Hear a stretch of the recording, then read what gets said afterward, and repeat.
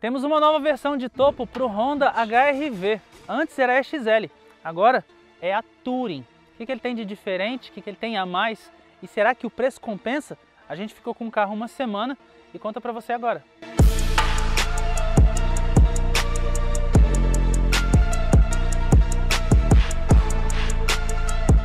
Se você olha aqui dentro, pode ser que você tenha dificuldade de perceber essa aqui como uma nova versão do Honda HR-V, que é o carro que a gente está avaliando essa semana, mas acredite, é uma nova versão.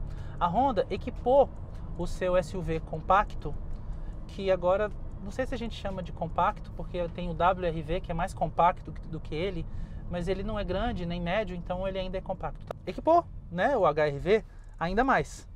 Então, aquela versão antiga XL, que era a versão de topo, deixou de ser. E essa versão Touring aqui, com a mesma nomenclatura inclusive, que recebe o Honda Civic 1.5 Turbo e outras versões novas no exterior. Parece que essa aqui agora vai ser adotada como a nova nomenclatura da marca, né? Pelo que os assessores de imprensa nos contaram. Enfim, essa aqui ficou sendo agora a nova versão de topo do Honda HR-V. O que ela tem a mais? Os faróis dianteiros e as lanternas são em LED. E ele tem também aquela assinatura em LED ao redor dos faróis. O conjunto não pode ser chamado de Full LED, porque os faróis de neblina têm lâmpadas halógenas. Ele tem agora novo sensor crepuscular e de chuva. E ele tem sensor de estacionamento traseiro. Antes ele tinha só câmera de ré. Agora ele tem a câmera com o sensor. Aqui dentro, o que você encontra de diferente mesmo em relação à versão XL, são esses detalhes cromados aqui nos puxadores das portas, nos aros dos difusores do ar-condicionado. E ele tem, além disso, rebatimento elétrico dos retrovisores. Tem um pisca de LED ali na carcaça dos retrovisores externos também. E esse retrovisor aqui interno, agora ele é eletrocrômico. Sem contar a função tilt-down daquele retrovisor ali. Quando você engata ré, o retrovisor desce um pouquinho para você poder ver a guia. Por fim, essa versão aqui ganhou 2 airbags a mais, agora são 6 ao todo. Tem os airbags frontais, airbags laterais e airbags de cortina. E os vidros das portas agora são one touch para subir e para descer para todas as portas. Via de regra, a nova versão ela é só sobre equipamentos. Não houve nenhuma mudança mecânica, nenhuma mesmo. O motor continua sendo o mesmo, a suspensão é a mesma, o câmbio é o mesmo, CVT, bem acertadinho, elástico, o motor é elástico, o carro desenvolve bem. A impressão que dá é que esse carro aqui é mais bem isolado do que a versão LX, que foi uma versão que nós testamos há algumas semanas, comparando com o Nissan Kicks SV.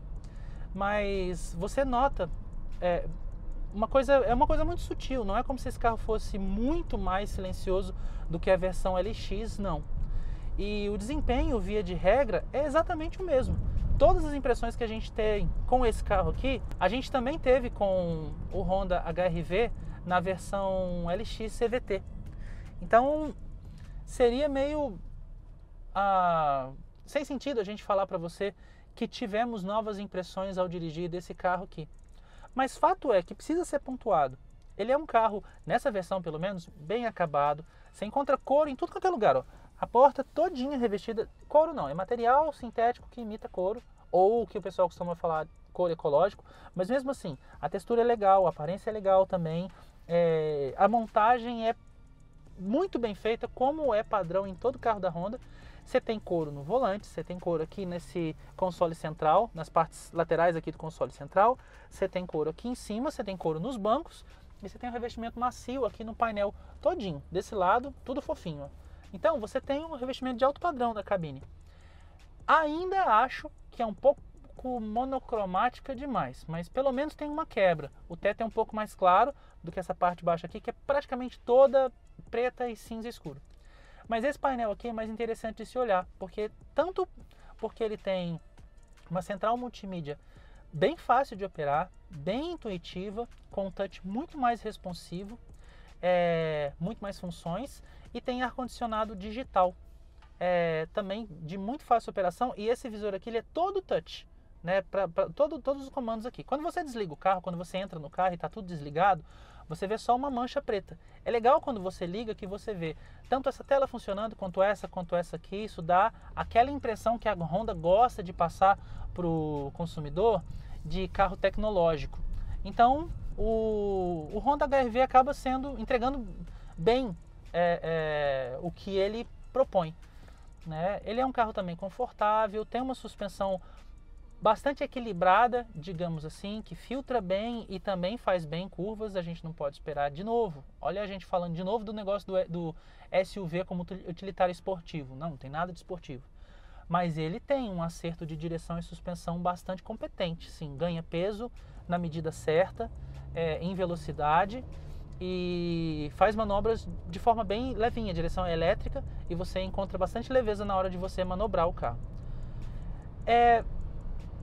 Trocando em miúdos, o Honda HR-V é um carro equilibrado, é um carro bastante competente. Está no topo da preferência, sim, dos consumidores, é um dos SUVs mais vendidos hoje, se não o mais vendido. A gente precisa conferir isso, mas acreditamos que ele ainda seja o SUV mais vendido do mercado, justamente por mostrar competência. Ele é aquele tipo de carro que é equilibrado em tudo.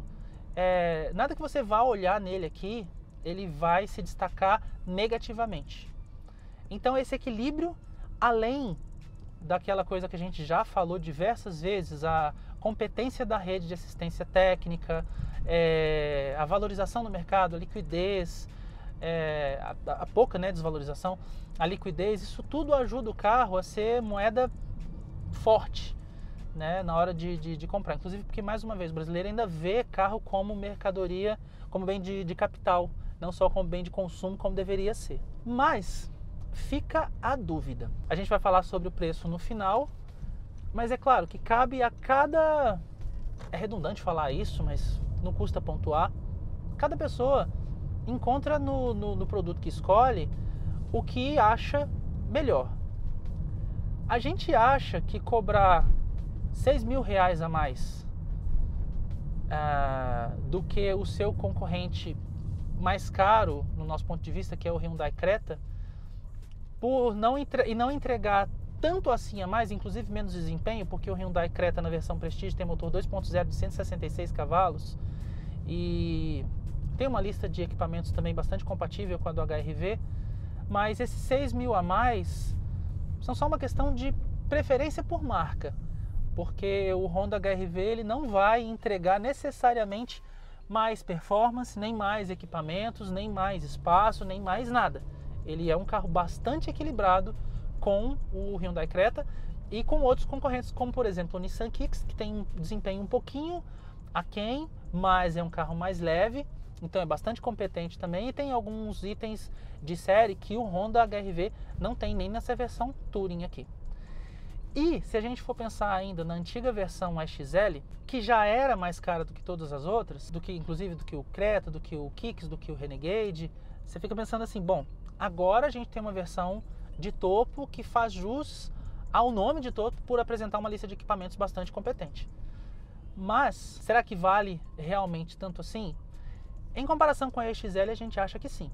Porque esses 4.000 e poucos reais, eles pagam menos do que a gente acha que todos os equipamentos a mais valem. Mas fica a critério de quem compra, mais uma vez, sendo redundante, decidir se esses 6.000 a mais ou até um pouco mais são muito dinheiro ou pouco dinheiro para eles adquirirem esse carro. Do nosso ponto de vista, ele continua sendo um carro bastante competente, equilibrado e que até certo ponto vale quanto pesa.